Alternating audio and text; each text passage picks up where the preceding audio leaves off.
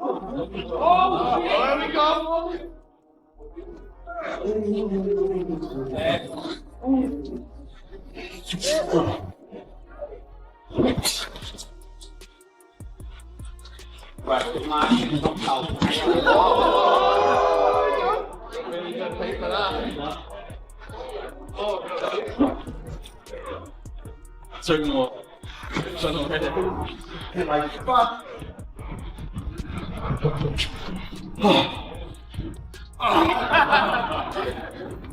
Whenever I find myself needing a little lift, that's when it hits me.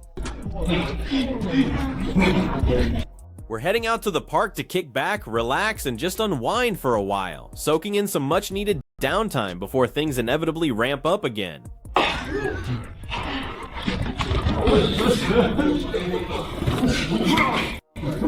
I'm so tired. Honestly, there's this electric rush coursing through me right now. You know that specific shaky anticipation when something massive is looming and the adrenaline is already surging through your system? That's exactly where I'm at. I feel sick. That's not even 2 minutes. I'm really sick. The second this bout was made official and the ink dried on the contracts, the casual social media scrolling stopped dead for everyone in the MMA world. It wasn't just wild rumor or fan speculation anymore. Paddy Pimblett versus Benoit Saint Denis at UFC 329 is actually happening. It's locked in and the date is approaching fast. While the public debates who will walk out victorious, Pimblett has been burying himself in grueling high-intensity training, treating this contest as a pivotal turning point for his entire career trajectory rather than just another night in the cage. Final round.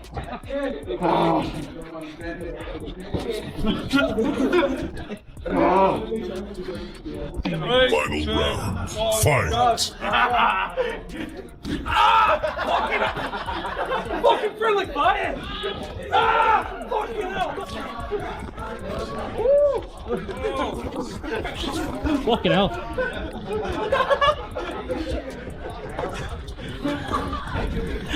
Wrestle now! Oh, my fucking arms up in Paddy then! You got me out!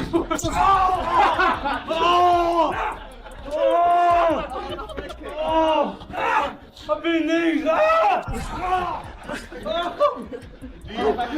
Help me!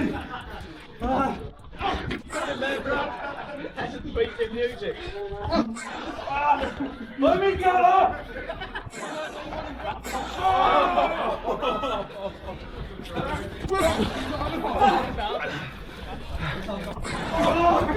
As Michael Bisping pointed out, this matchup during International Fight Week is virtually impossible to ignore because it hits every single mark of a perfect fight. You have two rising lightweight stars positioned right next to each other in the rankings, carrying the pride of England and France into the biggest stage in the sport. The historical tension between those two nations is centuries deep, and now that pressure is set to boil over inside the Octagon. When you mix that deep-rooted rivalry with the raw energy of French fans, Pimblett's unpredictable chaotic style, and the sheer volatility these two bring, you have an event that feels far more significant than your average fight card. I don't know about it. I feel like Benoit pressuring Pimblett. You know what worries me about this, actually, and I'm going to say it, actually. I'm actually leaning towards Benoit Saint Denis because I've just had a vision in my head. Pimblett's biggest weakness on the feet is when he circles out once his back hits the cage. Benoit has made a highlight reel for himself, catching people while they're circling out against the cage. With the head kick that he throws, with some of the shots that he throws at angles, put away Beneil Dariush. I know a lot of people have done that to Dariush recently though, but I'm worried that Pimblett may get caught by one of those crafty shots from Benoit when his back hits the cage and he starts scooting with his hands by his waist, because Pimblett often does that. Oh my God, after he beats Michael Chandler, we saw this growth. Comes in against Justin Gaethje and just doesn't look great. And Justin Gaethje kind of fights, in that fight, he fought similar to Benoit, how Benoit fights. Benoit's going to get in your face, make it hectic, first 5 minutes, pedal to the metal, just like Justin Gaethje did. Now, he suffered his first loss, and it was a serious it was a pretty bad beat down. This is a tough fight. I'm surprised they picked this. Bisping's breakdown highlights why this collision makes so much sense. These aren't just technical fighters, they are genuinely aggressive, violent men with massive personalities who command attention. While Paddy can use his scouse wit and trash talk to get under an opponent's skin, his last performance proved he has the grit to adapt under extreme pressure.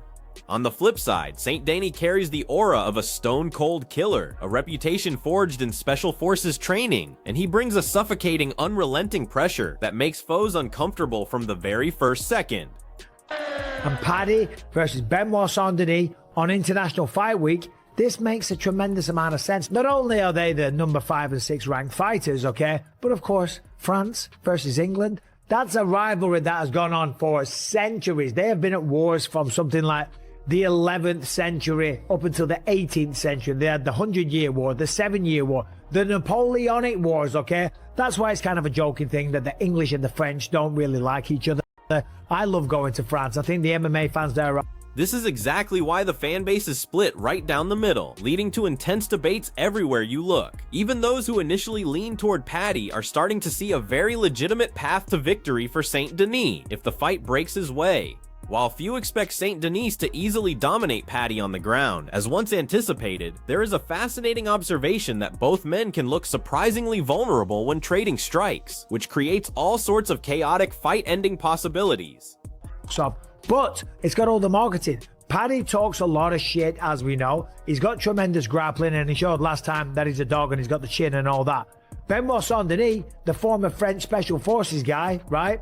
That guy's a killer. He really is. And last time out, he looked absolutely phenomenal, okay?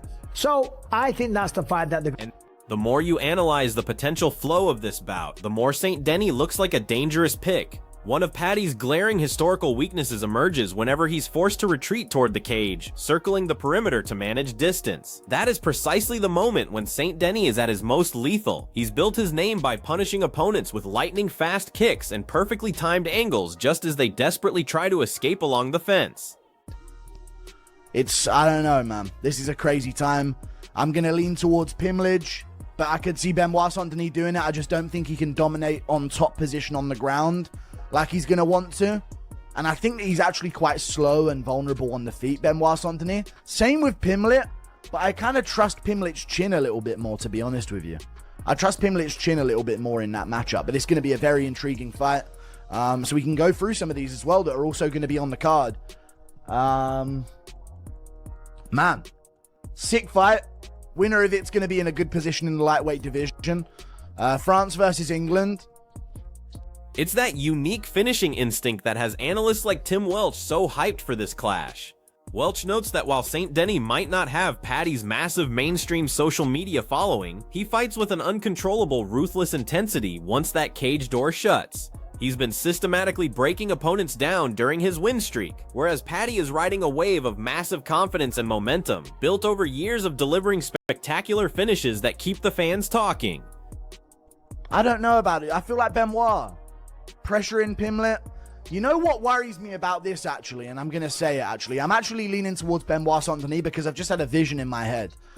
Pimblett's biggest weakness on the feet is when he circles out once his back hits the cage. Benoit has made a highlight reel for himself, catching people while they're circling out against the cage.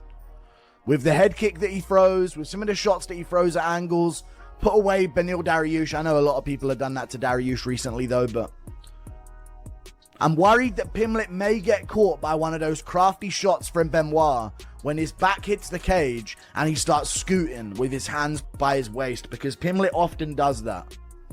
However, Welch is quick to point out that Paddy's recent setback fundamentally shifted the perception of how this could go. Before that loss, he was building toward title contention, but the suffocating pressure that caused him problems in that fight is exactly the type of chaos Saint Denis specializes in. Given how Saint Denis forces exhausting, high-paced exchanges from the opening bell, this represents an incredibly high-stakes, dangerous test for Paddy as he tries to bounce back from a demoralizing defeat. Next up, we got Benoit Saint Denis versus Paddy Pimblett. God, another one. It's like, Benoit is not a giant star. and he's an absolute animal, especially on the ground. He's an absolute animal. If we see the same Paddy Pimblett that came out and fought Justin Gaethje, there's a good chance the God of War takes his ass out. Okay, the God of War is on a 4-fight win streak, all subs. He cranked Rufy's face off. He KO'd Benil Dariush. He TKO and broke Dan Hooker. Now he's taking on Paddy Pimblett. Paddy Pimblett hasn't lost since 2018 before this last one.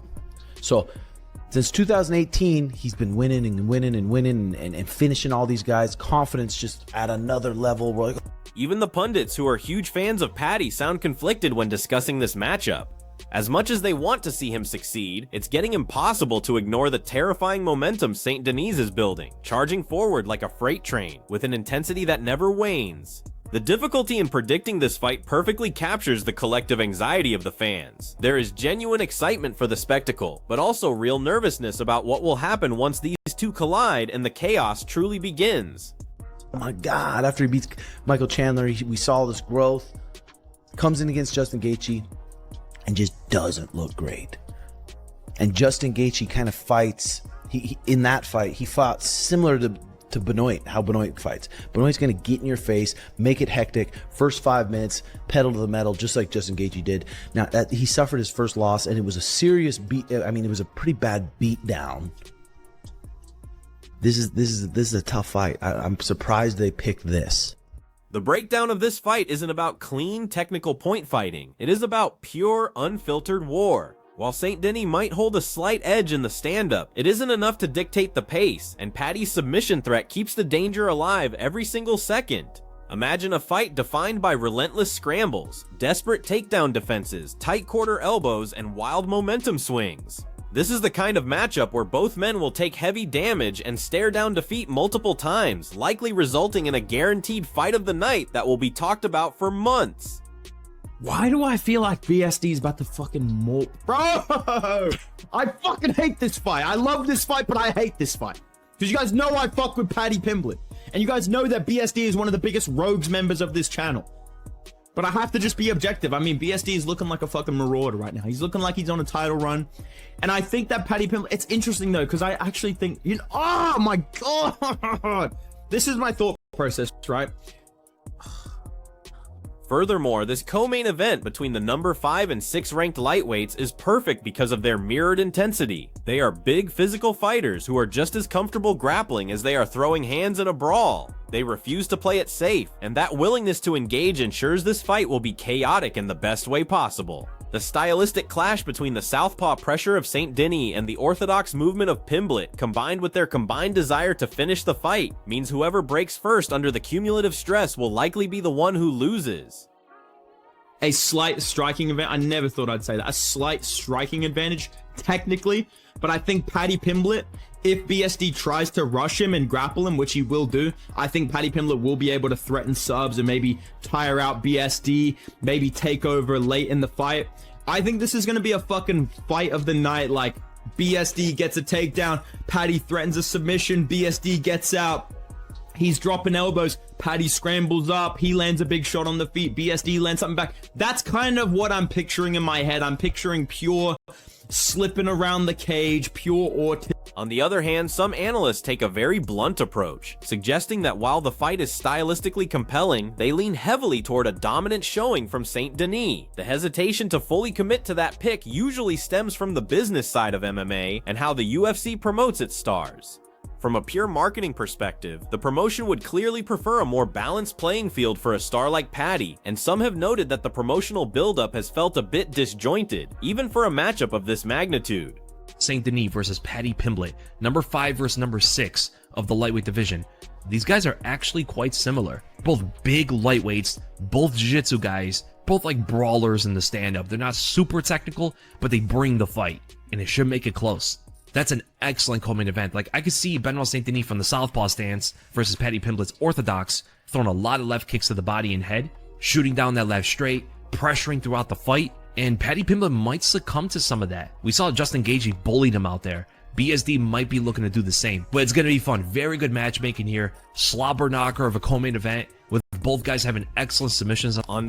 On the other, when you look at the tail of the tape, the numbers reveal just how incredibly even this fight really is. Both men are in their early 30s, they share nearly identical experience levels, and their reach is exactly the same at 73 inches. Their records are similarly matched, which only reinforces the idea that this is a true 50-50 contest where any small mistake could determine the outcome.